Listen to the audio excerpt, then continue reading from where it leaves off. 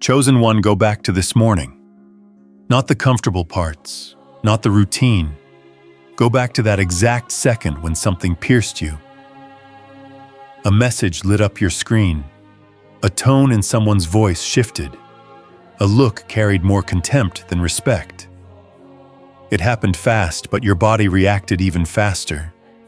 Heat rose from your chest to your throat. Your jaw tightened. Your heart began to pound like a war drum calling you to battle. In that split second, your entire nervous system screamed one ancient command: retaliate. Fight back. Defend your name. Burn the bridge before they burn you. It was not random. It was biological. Your bloodstream carried the memory of generations who survived by striking first. Your instincts were not weak. They were trained. For thousands of years, survival favored those who reacted quickly and fiercely. And in that moment, your body prepared you to do exactly what your ancestors would have done. The perfect sentence formed in your mind with razor precision. The comeback was elegant, devastating, final. You could have sent it. You could have spoken it. You could have detonated it. But you did something that does not make biological sense. You swallowed it. You deleted the draft. You lowered your voice. You walked away. To the outside world, it may have looked small. To your ego, it may have felt humiliating. To the enemy whispering in your thoughts, it sounded like weakness. They'll think you're soft. You should have told them off. Now they'll walk all over you. That inner commentary tried to reinterpret your restraint as surrender. But what actually happened in that moment was seismic. You broke a pattern. You disrupted a reaction that has replayed in your bloodline for decades, maybe centuries. Every time disrespect entered the room in your family history, it was met with explosion. Voices rose, doors slammed, relationships fractured. Pride defended itself at any cost. And because the pattern was predictable, it was controllable. The trigger was pushed, and the reaction followed like clockwork. But this morning, the trigger was pushed, and the reaction did not follow. That is not weakness. That is a glitch in the matrix. For the first time in your lineage, the script failed. The enemy pressed the same button that always worked, and nothing detonated. In that silence, something old died. The version of you that needed to prove, defend, and dominate in order to feel powerful was executed in real time. And death, even when it is the death of immaturity, does not feel comfortable. It feels like loss. It feels like swallowing broken glass. It feels like shaking while holding back an earthquake. That pain you felt was not cowardice. It was biological warfare against instinct. Your nervous system was flooded with adrenaline and cortisol primed for battle. Your muscles were tense. Your breathing was shallow. Every fiber of your physical body demanded expression. And yet your spirit overruled your biology. You stood in the fire without throwing it. That is why this moment matters. This is not just motivation. This is spiritual surgery. Something was cut away this morning. Something was severed. And what we are doing now is not simply discussing it, but sealing it. Because if you misunderstand what happened, you may mislabel it and revert back to the old pattern next time. Your silence was not passive. It was surgical. In that pause, you accessed a higher frequency of authority. You stepped out of the reactive timeline and into dominion. You did not shrink, you elevated. You chose to be a king who controls consequences rather than a soldier controlled by impulse. That shift may have lasted only seconds, but seconds are enough to redirect generations. The tension you feel right now is the echo of transformation. Part of you still wonders if you should have reacted. Part of you still replays the scene. But hear this clearly, the discomfort you experienced was the sound of chains snapping in the unseen realm. The pain marked the burial of an old identity and the emergence of a new one. This morning was not ordinary. It was a bloodline pivot point. And what you did in silence echoed louder than any insult ever could. The biological war within begins the moment you understand that what happened inside you was not merely emotional, It was chemical, neurological, ancestral. When that disrespect hit you, your body did not politely consider its options. It mobilized.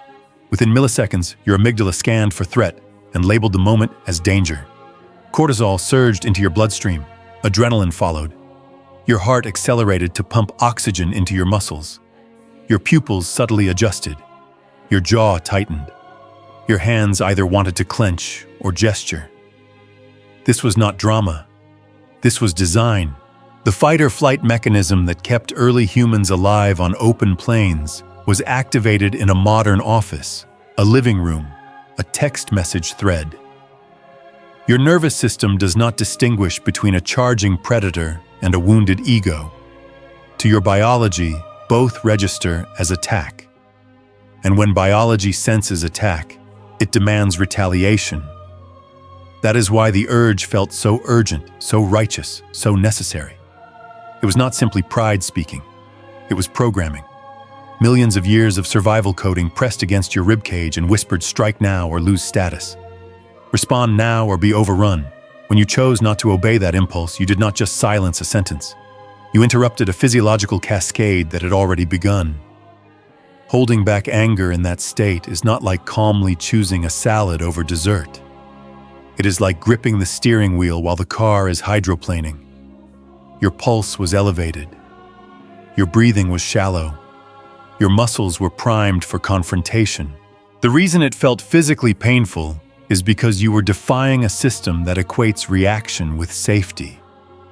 For most of human history, hesitation in the face of threat meant death. So when you hesitated today, your body interpreted it as risk. That internal shaking, that heat in your chest, that pressure in your throat, was the friction between instinct and intention. And this is where most people misinterpret the moment. They think the trembling means they are weak. They assume that if they were truly strong, they would feel nothing. But strength is not the absence of activation. Strength is mastery over activation. The silence you chose did not come from numbness. It came from control. In that instant, you were experiencing what could be called real-time self-execution. The old self that survived through dominance, sharp words, and immediate defense was being dismantled neuron by neuron. That version of you had learned that power equals volume, that authority equals intimidation, that respect must be demanded. And when the trigger came, that old identity stepped forward, ready to perform its familiar script. But you did not let it speak. You felt it rise and you chose not to feed it. That is what made the moment feel like death, because in a way it was. You were killing a reflex that had shaped your personality for years. Identity is not just belief. It is wired pathways in the brain. When you refuse to act on a habitual impulse, you weaken that pathway. You create neurological space for something new. This is why the aftermath felt draining. You were not just emotionally exhausted. You were neurologically remodeling yourself. And remodeling requires energy. Think of what happened as containing an earthquake without letting the buildings collapse. The emotional trembling was not evidence of instability. It was proof of magnitude. Only something powerful causes tremors. A small force does not shake the ground. The fact that you felt that internal quake means there is immense energy within you. The question is not whether you possess power. The question is whether you direct it or discharge it recklessly. Today you directed it inward. You contained it. You allowed the wave to pass through your body without crashing into someone else's life. That is not suppression. Suppression buries emotion until it festers. Containment transforms emotion into fuel. When you hold anger consciously, observe it, breathe through it, and refuse to weaponize it, you alchemize it. The adrenaline that wanted to destroy can be repurposed into clarity. The cortisol that signaled threat can become a reminder to protect your peace rather than your pride. What you experienced was biological resistance to spiritual elevation. Your nervous system was trained for survival. Your spirit is being trained for dominion. Survival reacts. Dominion chooses. Survival defends ego. Dominion guards legacy. And when survival and dominion collide, there is friction. That friction is growth. Do not be alarmed that it felt intense. Intensity is the cost of evolution. If it had felt easy, it would not have broken anything old. The shaking in your hands was not weakness being exposed. It was power being restrained. The tightness in your jaw was not fear. It was authority under discipline. You stood at the intersection of instinct and intention and chose intention. That single decision rewired more than a moment. It initiated a biological re-education. And the more you repeat that pattern, the less violent the internal war becomes. Eventually, the system learns that silence does not equal danger. It equals control. You are not erasing your survival wiring. You are upgrading it. The lion still has claws, but it does not slash at every shadow. Today you proved that your biology answers to something higher, and that is where true strength begins. The hidden meaning of ragas unfolds when you realize that what you felt this morning was not outside the language of Scripture, it was written into it. Psalm 4:4 says, "Stand in awe and sin not. Commune with your own heart upon your bed and be still." For years, that verse has been softened into something passive, almost poetic, as if it were advising quiet admiration. But the original Hebrew word translated as stand in awe is ragaz, and ragaz does not describe polite reverence. Ragaz means to tremble violently, to quake, to be agitated with intense emotion. It carries the imagery of an internal storm of ground, shaking under pressure of nerves, lit up with rage and urgency. Scripture is not denying the quake. It is acknowledging it. The command is not do not feel. The command is feel it fully and do not sin. That distinction changes everything. You were not instructed to amputate emotion. You were instructed to master it. When the verse says tremble and do not sin, it is validating the physiological war we just examined. It is saying let your body register the impact. Let your chest feel the heat. Let your jaw clench. Let your hands shake if they must. The quake is not disobedience. The eruption is. This is where many people misunderstand spiritual maturity. They think holiness equals emotional numbness. They imagine that saints glide through insult untouched, immune, detached. But ragaz dismantles that illusion. Even the righteous tremble. Even the anointed feel the surge. The difference is not in whether they shake. The difference is in what they do next. When you stood in that moment this morning and felt your internal earthquake rising, you were living out Psalm 4:4 in real time. You trembled, and you did not sin. That is not repression. That is sovereignty. Suppression pushes emotion into the basement, where it ferments and poisons. Containment invites emotion into awareness and refuses to let it command the mouth. Ragaz assumes the quake will come. It assumes anger will visit. It assumes agitation is part of being human. The instruction is to commune with your own heart and be still. In other words, retreat inward before you react outward. Sit with the shaking. Observe it. Let it crest and fall like a wave that never breaches the shoreline. The shaking in your body is not a flaw in your character. It is evidence that you possess force. Only powerful systems tremble. A weak current does not rattle the walls. The fact that your nervous system ignited proves there is energy within you capable of impact. The question is whether that impact builds or destroys. True authority is not the absence of force. It is disciplined force. Think of an earthquake beneath a city. If it erupts, unchecked buildings collapse and lives are shattered. But imagine that same tectonic power harnessed, studied, redirected into structural design that strengthens foundations. The quake itself is not evil.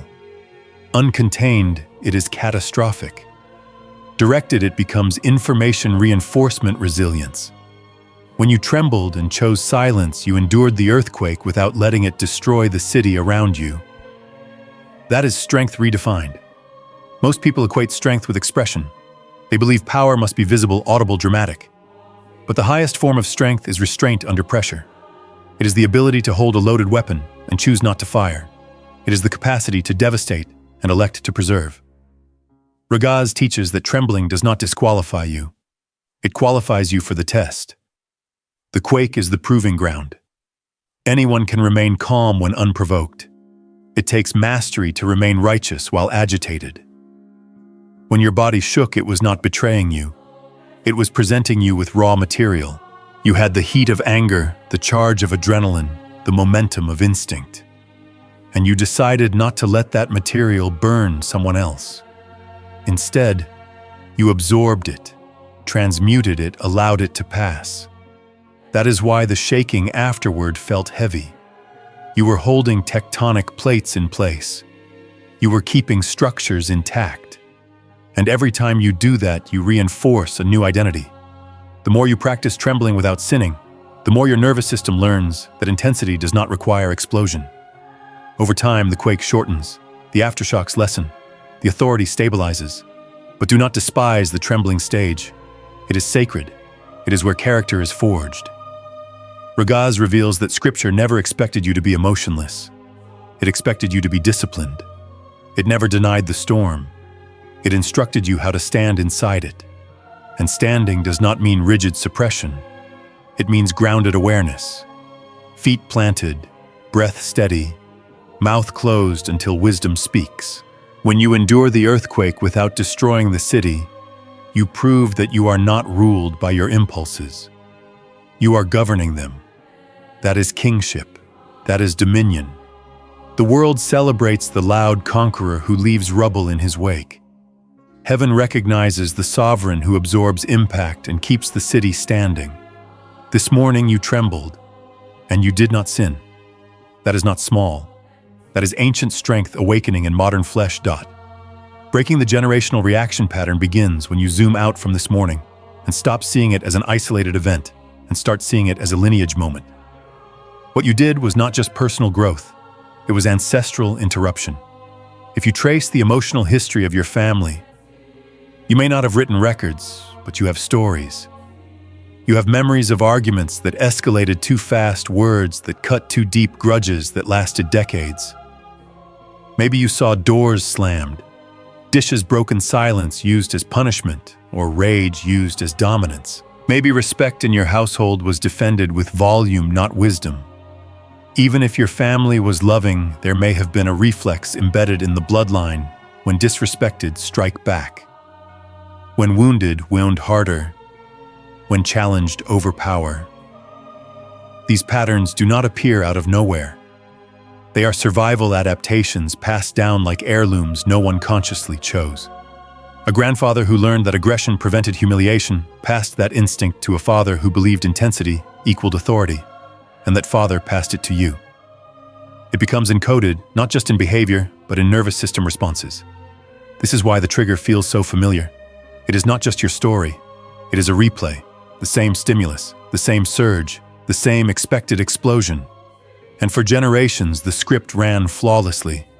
The enemy did not need creativity. He needed predictability. Press the button, receive the reaction, divide relationships, drain energy, repeat. But this morning, the script malfunctioned. The stimulus came, the surge arrived, and the explosion never happened. That is how cycles break. Not with speeches, not with revenge, but with interruption. Silence in that moment was not absence. It was resistance at a bloodline level. You became the first in a chain to absorb the impact without passing it forward. That is how generational curses lose oxygen. They survive through repetition. They weaken through refusal. Think of it as clearing a spiritual debt that has been accruing interest for decades. Every reactive outburst in your lineage added another charge to the account. Every fractured relationship, every regretful word, every burned bridge compounded the total. And because the pattern never changed, the debt never cleared. It simply transferred from one generation to the next. But when you chose silence, you made a payment. You did not just avoid a mistake. You settled an installment that your ancestors could not. That is why it felt heavy. You were carrying more than your ego. You were carrying history. And by not reacting, you said, "This ends with me." That statement may not have been spoken aloud, but it was declared in the unseen realm. The enemy thrives on legal rights created by agreement. Agreement is not always conscious. It is behavioral.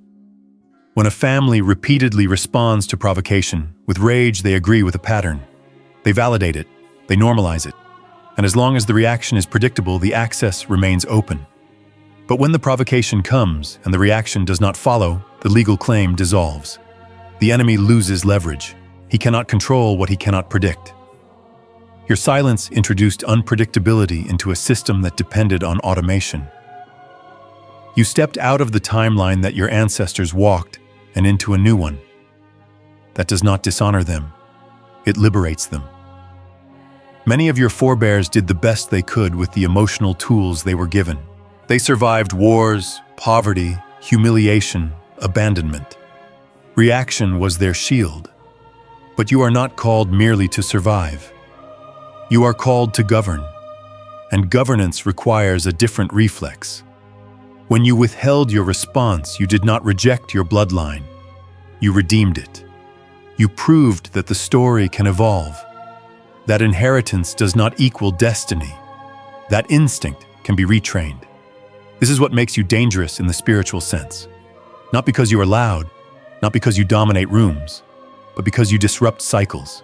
The enemy prefers families where reactions are automatic. Automatic reactions create automatic consequences. Automatic consequences create predictable suffering. But you introduced consciousness into the chain. Consciousness breaks automation. The moment you paused, you inserted choice where there used to be compulsion. And choice is the birthplace of freedom. Do not underestimate the magnitude of that shift. One interrupted reaction may prevent years of relational damage. One withheld insult may preserve a partnership. One silent moment may teach a child watching you that power does not require explosion. That is how legacies change. Not through dramatic revolutions, but through disciplined pauses. And understand this clearly, breaking a generational pattern often feels lonelier than following it. When you do not react the way your lineage expects, you may feel out of place, even misunderstood. But transformation rarely feels comfortable at first. It feels unfamiliar. Yet unfamiliar does not mean wrong. It means new territory is being charted. You are becoming the ancestor that future generations will thank. The one who absorbed the blow and refused to pass it on. The one who rewrote the reflex. The one who proved that bloodline does not dictate behavior. The cycle did not break because the enemy stopped pressing the button. It broke because you stopped responding to it. And when the predictable reaction no longer occurs, the legal access closes. The script fails, the timeline shifts, the debt decreases, and a new inheritance begins. The enemy's regrouping strategy begins with a sobering truth that maturity must accept. One victory does not conclude a war. This morning you disrupted a pattern, but disruption is not the same as eradication. When a long-standing system loses its primary access point, it does not collapse quietly. It recalibrates. The enemy is not shocked that you felt anger. He expected that. What unsettled him was that the anger did not translate into action. The trigger was pulled, and the reaction did not fire. That is when regrouping begins. You may not see it externally, but internally, you will sense it. A new strategy does not always arrive as an obvious temptation. Often it enters as subtle thought, a whisper, a replay. Hours after the moment passed, your mind may begin to re-edit the scene. You should have said something. They think you are weak. You missed your chance. That internal narrative is not random. It is an attempt to recover lost ground.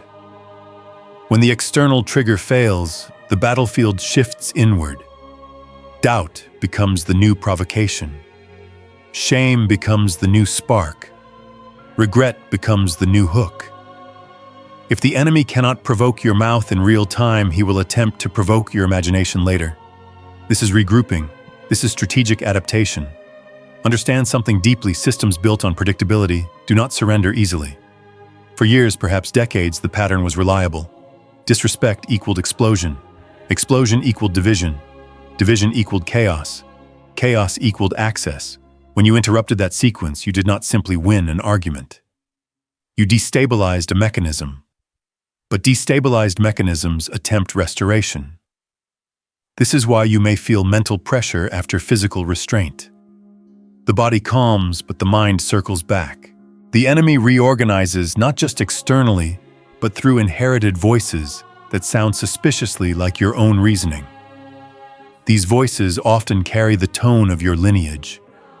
In this family, we don't let people talk to us like that. You have to show strength. Silence means submission. These statements are not always malicious. They are ancestral echoes. They are the residue of generations who survived by defending aggressively. When you choose differently, those echoes rise as protest. They attempt to pull you back into the old timeline where reaction equaled identity. But recognize this for what it is: inertia. Momentum resists change. The moment you choose restraint, you disrupt momentum, and momentum will try to reassert itself. This is why relying solely on willpower is dangerous. Willpower is powerful in short bursts, but it functions like a battery. It drains. In the heat of the moment, adrenaline may carry you through the decision. But hours later, when fatigue sets in, the temptation to justify retaliation may grow stronger. You might feel the urge to send a delayed message, to make a cutting remark later, to subtly reclaim dominance. This is how regrouping operates. It waits for depletion.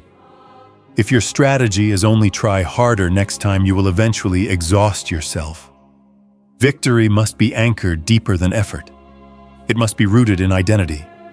If you still secretly believe that reaction proves strength, you will fight yourself every time. But if you redefine strength as mastery, restraint becomes aligned with who you are, not just what you attempt. The enemy reorganizes around identity confusion. If he can make you question whether silence equals weakness, he regains leverage. That is why internal doubt is the new battlefield. Doubt whispers that you lost status. Doubt suggests you were overlooked. Doubt implies that immediate retaliation would have secured respect. But step back and observe the pattern. Every time you have reacted impulsively in the past, did it truly elevate you? Or did it create consequences that required repair? Reaction provides momentary relief, but it rarely produces long-term authority. Authority is built through consistency. The enemy thrives on short-term emotional discharge. Kingship thrives on long-term positioning. When regrouping begins, your task is not to panic. It is to fortify. Fortification means reinforcing the new pathway before the old one regains dominance. It means reminding yourself that the discomfort you feel is not evidence of failure, but proof of transition. It means recognizing that the echo in your mind is not a prophecy. It is resistance to growth. And growth always faces resistance. If a muscle is never challenged, it never strengthens. The same is true for restraint. The more you practice holding power without releasing it destructively, the less the regrouping tactics will intimidate you. But you must prepare for the reality that the enemy will not stop poking. He may change the tone. He may use different people. He may escalate the disrespect slightly to test whether your silence was temporary or transformational. That is why your victory cannot be emotional alone. It must be strategic. Strategy recognizes patterns without fear. Strategy anticipates regrouping without surrender. You are not naive. You are aware, and awareness is protection. The fact that regrouping occurs means you are no longer predictable. And unpredictability disrupts control. When the trigger fails repeatedly, the system weakens. The enemy cannot maintain dominance over someone who refuses to react on command. But that refusal must be sustained by more than grit. It must be sustained by conviction. You are not silent because you are scared. You are silent because you are sovereign. And sovereignty does not fluctuate with opinion. Winning one battle did not end the war. It revealed your capacity to fight differently. Now the strategy evolves. Not louder, not harsher, but steadier. And steadiness is what ultimately outlasts regrouping. The frequency war beta versus theta begins when you realize that this battle is not only emotional or spiritual, it is neurological. Your mind operates on electrical rhythms called brain waves, and each rhythm corresponds to a state of consciousness. When you were triggered this morning, your brain surged into beta. Beta is fast, sharp alert. It is the frequency of survival. In beta, your senses heighten, your thoughts accelerate, and your body prepares for immediate response. This is where anger lives. This is where defensiveness sharpens its blade. Beta is not evil. It is necessary for navigating deadlines, solving problems, and responding to real danger. But prolonged beta becomes chaos. In that state, perception narrows. Nuance disappears. Everything feels urgent. Everything feels threatening. And when you remain there too long, reaction becomes automatic. That is why anger feels so convincing. In beta, retaliation feels logical. It feels justified. It feels necessary for survival. But survival is not the same as dominion. There is another frequency available to you, one that Scripture hinted at long before neuroscience gave it a name. When Elijah fled into the wilderness, overwhelmed and exhausted, he stood on the mountain as wind tore through the rocks. Then came an earthquake, then fire. Each was loud, violent, dramatic. Yet the text says the Lord was not in the wind, not in the earthquake, not in the fire. After the fire came a still, small voice. The Hebrew suggests a sound of thin silence, a whisper so subtle it required stillness to perceive. That stillness aligns with what modern science calls the theta state. Theta is slower, deeper, intuitive. It is the frequency associated with insight, creativity, and spiritual connection. In theta, your nervous system softens, your breathing deepens, your mind widens rather than narrows. You perceive beyond immediate threat. You respond from perspective instead of impulse. When you chose silence this morning, you were attempting to operate from theta while your biology was locked in beta. That friction is why it felt exhausting. You were holding a higher posture while your system was screaming survival. Understand the larger context. The modern world is engineered to keep you in beta. Notifications light up your screen before your mind has settled. Caffeine jolts your system. Traffic deadlines, arguments, headlines, social media, constant stimulation bombard your senses. Your brain rarely gets permission to descend into theta naturally. Ancient prophets could retreat into deserts and caves for days of silence. You have meetings, bills, responsibilities. Your environment is a beta amplifier. And when you live chronically in beta, anger becomes easier than patience. Reaction becomes easier than reflection. That is why this is called a frequency war. It is not merely about behavior. It is about which state governs your consciousness. In beta, you fight on the enemy's level. You meet provocation with provocation. You escalate tension with tension. In theta, you rise above the storm. You see patterns instead of isolated insults. You understand timing. You choose response rather than reflex. Divine authority does not shout over chaos. It speaks from stillness. That still small voice Elijah heard did not compete with the wind. It followed it, and he had to shift his attention to perceive it. Remaining in theta requires intention. It does not happen automatically in a noisy world. You must create micro moments of recalibration.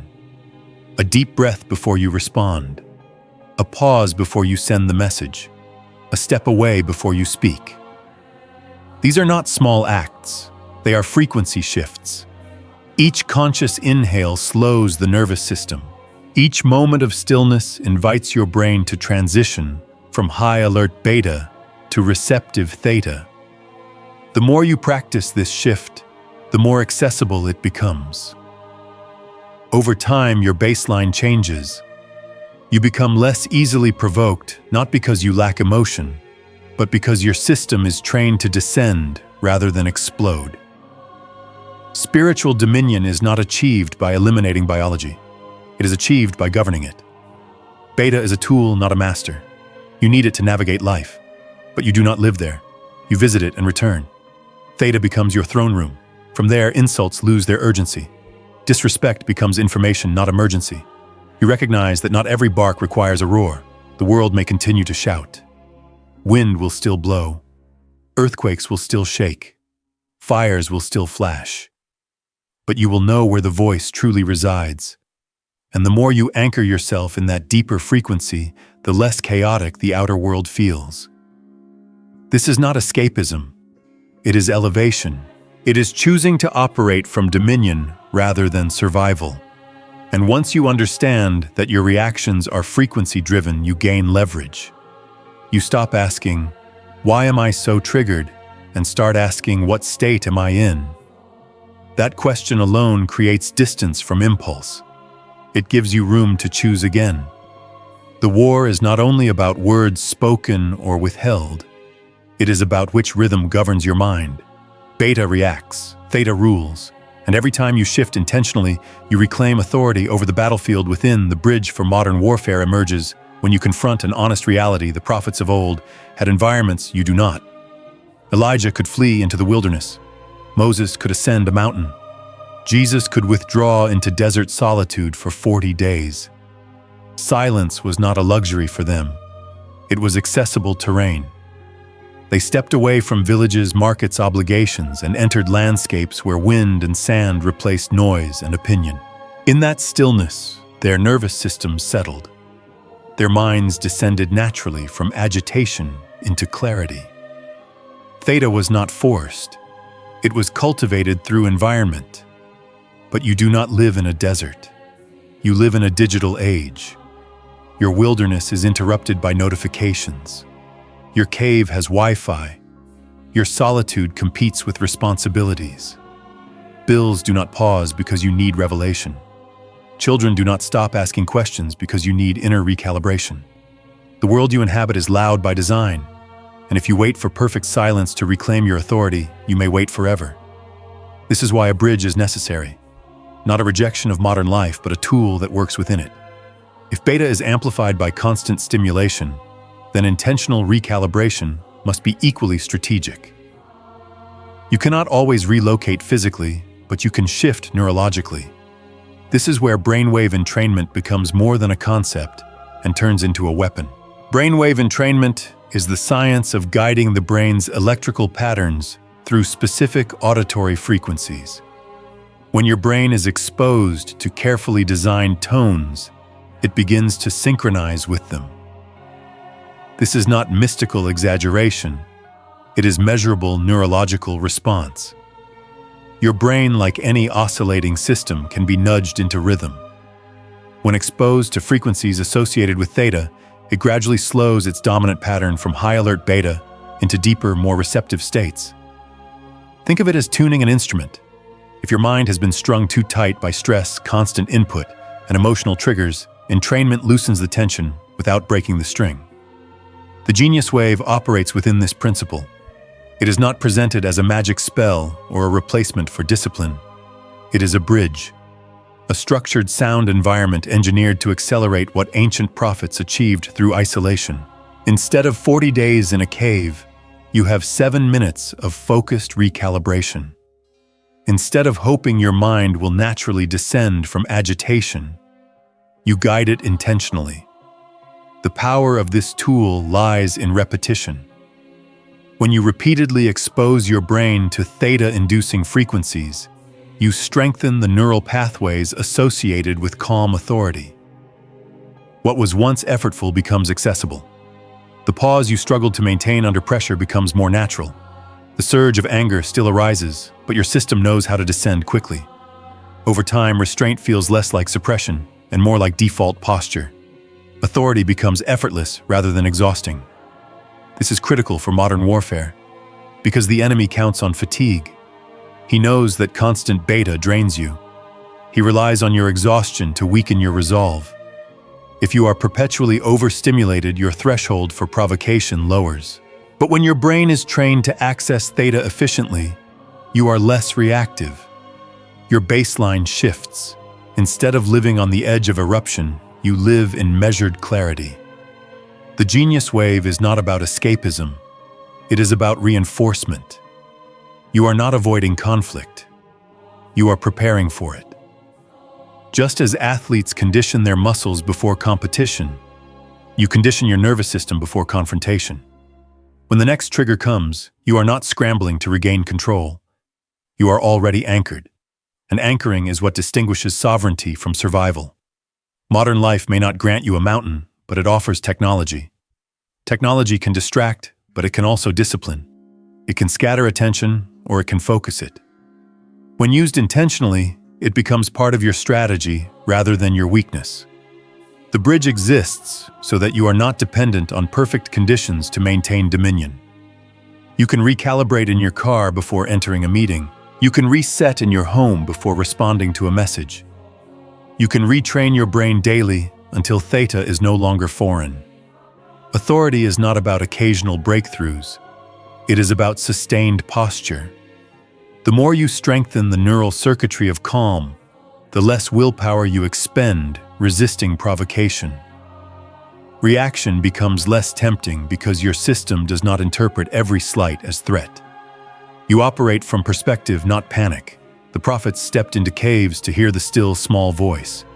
You step into focused frequency. The principle is the same: create conditions where the storm quiets and the whisper becomes audible. The battlefield has evolved. The strategy must evolve with it. And when your biology is aligned with your intention, restraint ceases to feel like sacrifice. It feels like strength that requires no announcement. Silence of a slave versus silence of a king begins at the crossroads where fear tries to reinterpret your growth as loss. After everything you have done, after holding your tongue, breaking patterns, shifting frequencies, retraining your nervous system, a subtle anxiety may still whisper, "But what if they think you are weak?" That fear is not irrational, it is deeply human. In many environments, loudness is equated with leadership. Aggression is mistaken for confidence. Immediate retaliation is praised as strength. You have been conditioned by culture, by family dynamics, by social media theatrics, to believe that power must be displayed to be respected. So when you choose silence, your ego trembles. It asks, am I surrendering ground? Am I becoming invisible? Am I being walked over? This is the moment where clarity must separate illusion from truth. There are two kinds of silence, and confusing them will determine whether you rise or retreat. The silence of a slave is born from fear. It is the silence of someone who has no option, no leverage, no inner anchor. A slave remains quiet because speaking would bring punishment. Their silence is constricted. It is heavy with suppression. It carries resentment beneath the surface. It is not peace. It is captivity. In that form, silence erodes dignity because it is imposed. It is chosen under duress, not authority. That kind of silence shrinks posture. It avoids eye contact. It swallows truth because it feels powerless to express it safely. But the silence you stepped into this morning was not that. It was not the silence of fear. It was the silence of sovereignty. The silence of a king is entirely different in texture. A king does not speak because he must. He speaks because he chooses. His quiet is not submission. It is assessment. It is control of timing. It is awareness that not every provocation deserves response. A king's silence is expansive, not contracted. It fills the room without raising its voice. When insult comes, the king evaluates whether the source is worthy of engagement. If not, he preserves energy. That preservation is not weakness. It is strategy. The difference lies in choice. A slave has no choice. A king always has one. You had the words. You had the sharp response. You had the ability to wound, and you chose not to deploy it. That is not powerlessness. That is contained power. Consider the lion. When surrounded by barking dogs, the lion does not bark back. It does not explain itself. It does not debate its status. Its authority is not threatened by noise. The lion's silence is not emptiness. It is weight. It carries the unspoken reality that if necessary, it could end the conversation permanently. But it does not waste its roar on every disturbance. The roar is reserved for moments that matter. That is controlled authority. True dominance is not reactive. It is measured. The barking dogs in life are constant. Opinions, provocations, disrespect, misunderstandings. If you respond to each one, you become entangled in trivial battles. You lower yourself into arenas that do not elevate you. The lion's refusal to engage every bark does not diminish its strength. It reinforces it. Because dominance that requires constant validation is fragile. When you need to prove your power repeatedly, you reveal insecurity. But when you rest in it, others feel it without announcement. This is the transition you are making. You are moving from performative strength to embodied authority. Performative strength reacts loudly to protect image. Embodied authority rests quietly because image is not the foundation of identity. Identity is internal. When fear suggests that silence equals weakness, examine the source of that fear. Often it arises from an old belief that respect must be seized rather than commanded by presence. But presence deepens in silence. Think of the most formidable individuals you have encountered. Often they do not speak first. They observe, they listen. Their words are deliberate. Their reactions are sparse but precise. When they do speak, it carries impact because it is not diluted by constant noise. That is kingly silence. It does not avoid confrontation when necessary. It simply refuses unnecessary conflict. True dominance requires no explanation. When you explain yourself to every critic, you position them as judges. When you react to every insult, you grant it authority. Silence can be a declaration that the accusation does not merit defense. It can be a signal that you operate at a different level of perception. This does not mean you become passive in the face of injustice.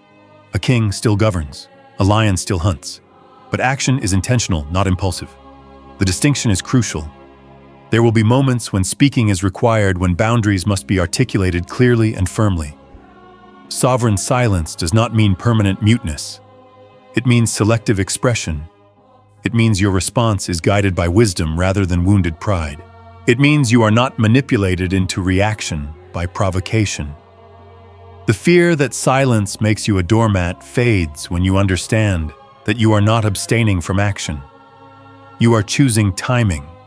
Timing is power. Impulse is surrender.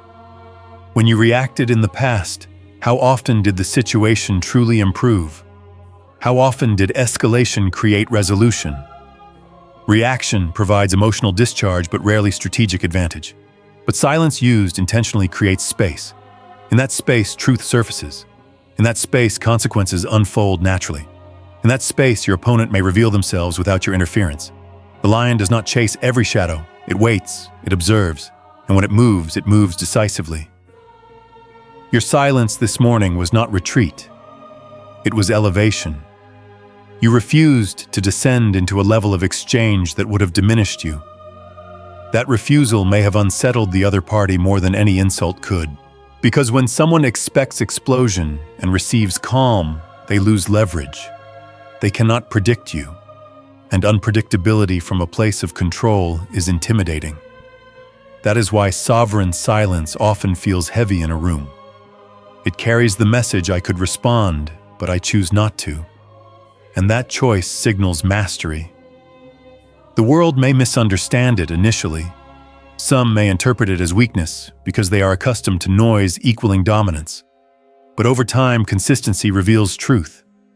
When you remain steady under provocation repeatedly, your reputation shifts. People begin to recognize that you are not easily shaken. Your words gain value because they are rare. Your presence gains gravity because it is not desperate for validation. True dominance requires no reaction because it does not derive identity from opposition. It stands independently. A slave reacts out of fear of consequence. A king acts out of awareness of consequence. A slave's silence is imposed. A king's silence is chosen. You are not suppressing your voice. You are refining it. You are learning that authority is not volume, but vibration. Not how loud you can be, but how steady you remain. When the next provocation comes, remember this distinction. Ask yourself, am I being silent because I am afraid or because I am in control? If it is control, then you are not shrinking. You are reigning. And reigning does not require barking. It requires presence. Presence that is so grounded, so assured, so internally anchored, that it does not need to shout to be recognized. That is the silence of a king. And once you taste it, reaction begins to feel like regression. Because you realize that power proven through noise is temporary, but power proven through composure is enduring. The royal pause framework becomes necessary the moment you realize that understanding silence is not enough. You must operationalize it. Authority without application remains theory. You need something you can use in the heat of battle when adrenaline surges and the old reflex tries to reclaim the throne. This is where the royal pause enters not as a poetic idea but as a tactical protocol. It is simple by design because complexity collapses under stress. The next time you feel that familiar ignition in your chest, before a word escapes your mouth, you freeze for 3 seconds. Not dramatically, not obviously, internally. 3 seconds where you do nothing outwardly, but everything inwardly. Inhale slowly through your nose as if you are drawing in cool, steady authority. Feel the air expand your diaphragm, grounding you rather than lifting you into reaction. Then exhale deliberately through your mouth, imagining that the red-hot smoke of impulse leaves with it. 3 seconds. That is all. But in those 3 seconds, you shift from instinct to intention. The pause is not weakness. It is recalibration. In those seconds, you move from beta to theta. You step from survival to sovereignty. You remind your nervous system that you are not in immediate danger, that you are choosing response rather than reflex. This small interruption may seem insignificant, but it changes trajectory. Most conflicts escalate not because of deep malice, but because no one paused. Reaction collided with reaction. Fire met fire. The royal pause prevents combustion. It inserts consciousness into the sequence. And this framework is not modern invention. It echoes an ancient moment of controlled power. Consider David in the cave with Saul. Saul was hunting him relentlessly, seeking his life. David had every justification to retaliate. He was the anointed future king pursued unjustly. When Saul unknowingly entered the cave where David and his men were hiding, vulnerable and alone, the opportunity was undeniable. David's companions urged him to strike. The logic was airtight. Remove the threat, secure the throne, end the persecution. His biology would have agreed. Adrenaline would have surged. Anger would have justified the blade. But David executed a royal pause. He did not act on the immediate impulse. Instead, he approached Saul quietly and cut off the corner of his robe. That micro-action carries immense symbolism. David demonstrated that he had access, capability, and power. He could have ended Saul's life. Instead, he restrained himself. The cut robe became a silent proclamation. I had the power, and I chose control. That is sovereign restraint. The act of cutting the robe rather than the throat was not passivity. It was mastery. It proved that David was not ruled by revenge. He was governed by purpose. This is the spirit of the royal pause. It does not deny your power. It refines it. When you pause, you are not forfeiting strength. You are confirming that strength answers to you. Imagine how differently your conflicts would unfold if every provocation met 3 seconds of composed recalibration. In those seconds, you ask yourself one silent question. What outcome do I want? Not what emotion do I feel, but what outcome do I intend? Reaction focuses on release. Authority focuses on result. When David cut the robe, he achieved something far more powerful than revenge. He exposed Saul's vulnerability without staining his own conscience. Later, when he revealed the piece of cloth, the message was undeniable. I could have destroyed you, but I did not. That message carries weight far beyond any shouted insult. Silence becomes evidence of control. It says, I am not triggered into action. I move when I decide to move. The royal pause transforms confrontation into evaluation. It slows the tempo. It allows your higher reasoning to engage before your mouth does. And over time, this practice retrains your default state. At first, 3 seconds may feel like eternity. Your body will protest. Your mind will race. But repetition builds familiarity. Familiarity builds fluency. Eventually, the pause becomes instinctual. You will find yourself breathing before speaking without conscious effort. That is when authority begins to feel natural. And understand this clearly, silence does not eliminate accountability. There are moments when boundaries must be articulated clearly. There are times when injustice must be confronted. The royal pause does not silence truth. It clarifies it. It ensures that when you speak, your words are anchored in wisdom rather than wounded ego. Reaction shouts. Authority states. Reaction seeks to hurt. Authority seeks to correct or disengage. When you adopt the royal pause, you shift the burden of escalation away from yourself. If the other person continues to provoke while you remain composed, their instability becomes visible. Their chaos exposes itself. You no longer need to prove anything. Your composure becomes the contrast that highlights their disorder. This is what makes silence powerful. It is not empty, it is strategic. The lion that pauses before moving is not hesitating from fear. It is calculating distance, timing, and precision. When it acts decisively. Likewise, your pause ensures that any action you take afterward is deliberate. You may still choose to speak. You may still choose to address the issue, but it will not come from a place of uncontrolled heat.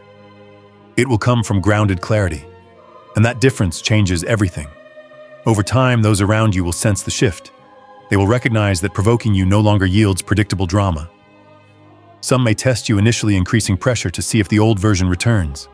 But consistency in the royal pause dismantles expectation. You become less manipulable, less reactive, less entangled. Your silence begins to carry presence rather than absence. People will feel when you are choosing not to engage versus when you lack the ability to engage. That distinction is subtle but powerful. The royal pause is your daily training ground.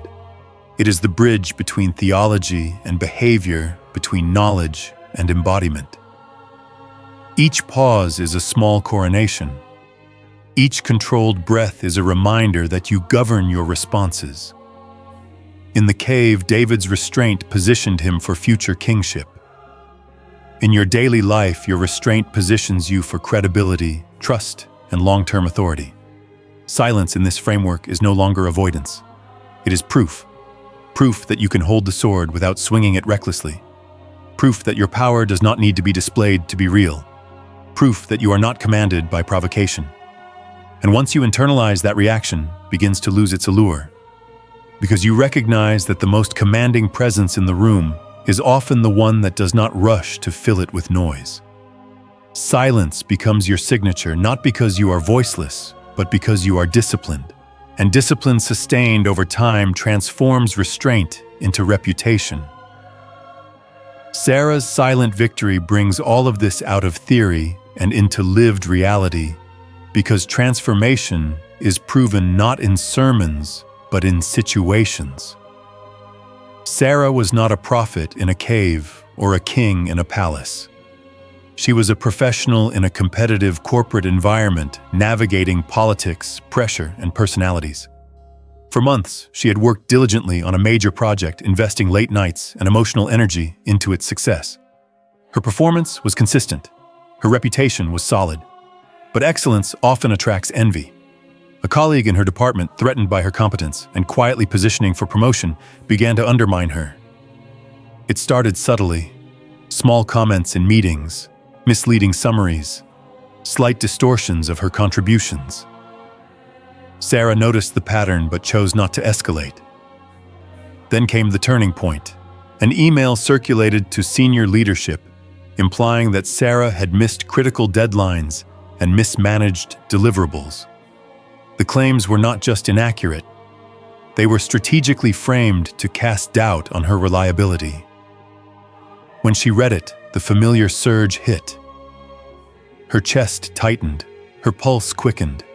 Her mind assembled a response with surgical precision. She had receipts. She had timestamps. She had documentation that could dismantle every false claim. Within minutes, she drafted a comprehensive reply, attaching evidence, copying key stakeholders, and carefully exposing the colleagues' inconsistencies. The email was sharp but professional. It would have protected her reputation instantly and publicly discredited her accuser.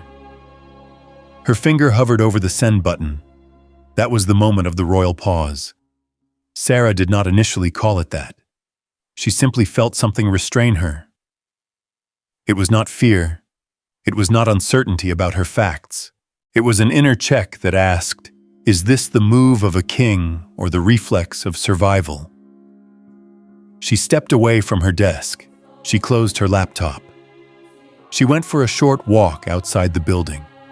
As she walked, she breathed deeply, allowing the initial surge to settle.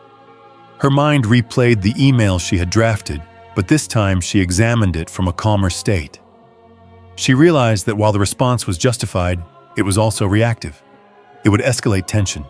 It would invite counter-arguments. It would turn the situation into a public duel. And while she might win that duel, the environment would become hostile. The atmosphere would thicken with suspicion and politics. She asked herself what outcome she truly desired. Was it immediate vindication or long-term authority? The answer was clear. She wanted credibility, not chaos. When she returned to her desk, she reread the email. Then she deleted it. Not edited, not softened, deleted. That deletion felt like swallowing broken glass. Her ego protested. They will think you have nothing to say. You are letting them control the narrative. This is your chance. But she chose silence. Not permanent silence, but strategic silence.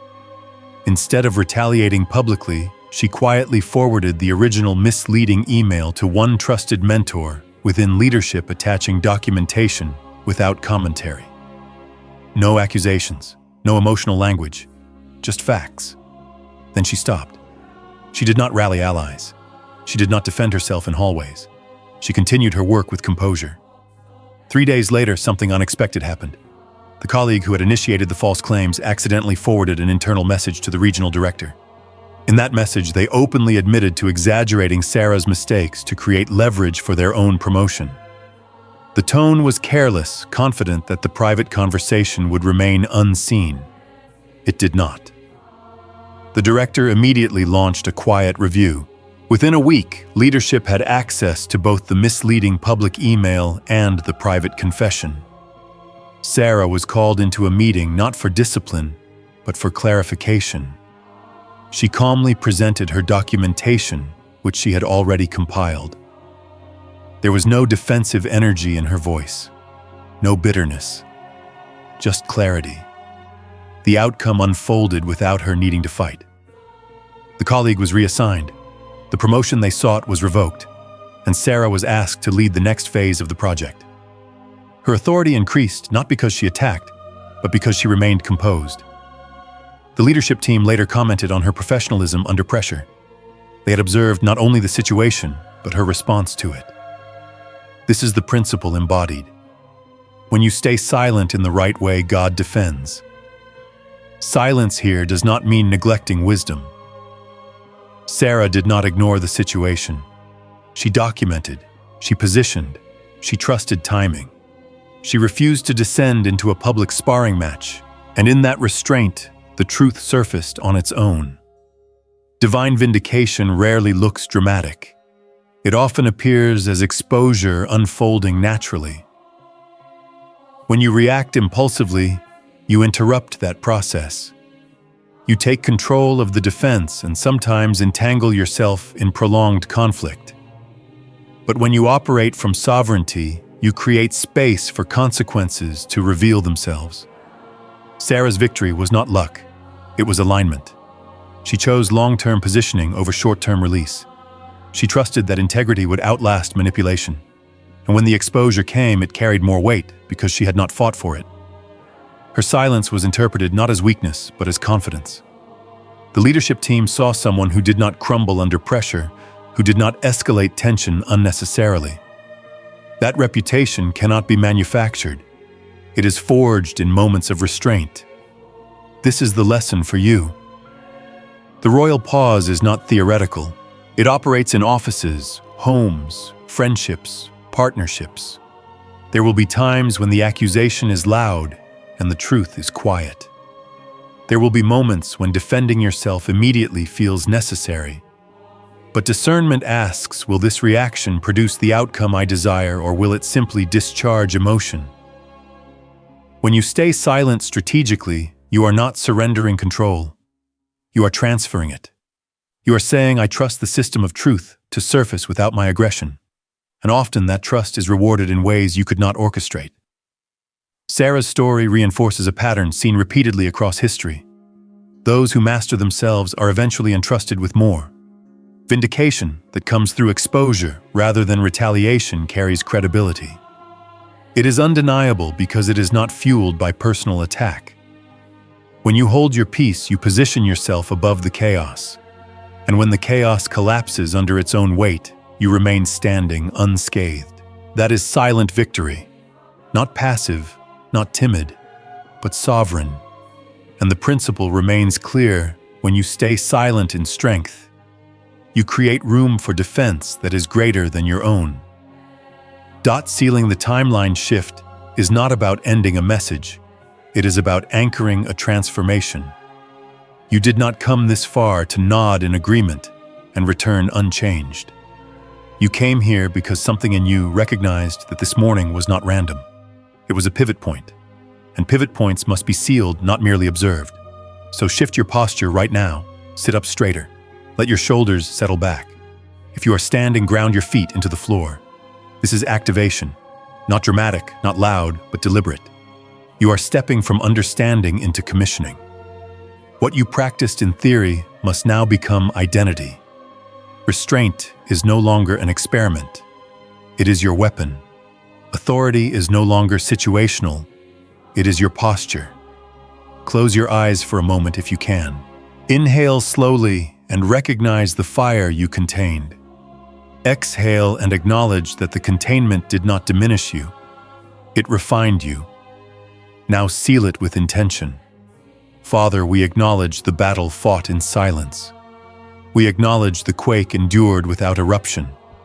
We declare that restraint is not suppression, but strategy.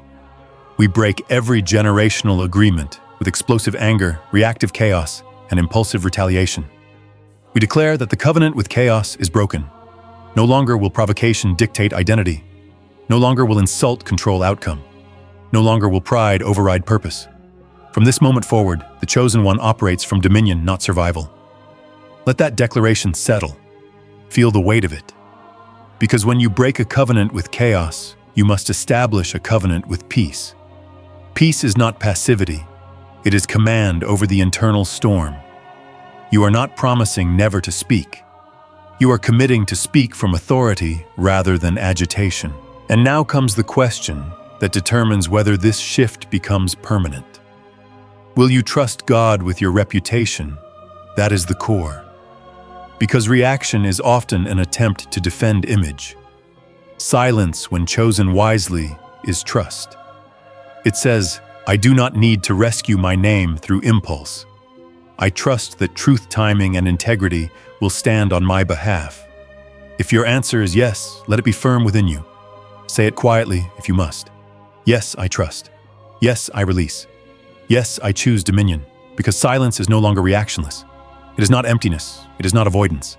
It is authoritative, kingly, spiritually strategic. It is the roar withheld until it matters. It is the presence that fills a room without noise. It is the calm that unsettles chaos because it cannot be manipulated. You are not becoming smaller. You are becoming heavier in presence. The world may continue to provoke. Wind may still blow. Earthquakes may still rumble. Fires may still flash. But you now know where the voice resides. You know how to pause. You know how to descend from beta to theta. You know how to contain the quake without destroying the city. That knowledge is not casual. It is commissioning. From this day forward, you walk as a lion, not barking with every dog, but choosing when to move and when to rest. You operate permanently in the theta state of dominion, not because life is quiet, but because you are anchored. Let the timeline shift seal now. The old reflex is dethroned. The new identity stands. And when the next provocation comes, you will recognize it not as threat, but as another opportunity to reign.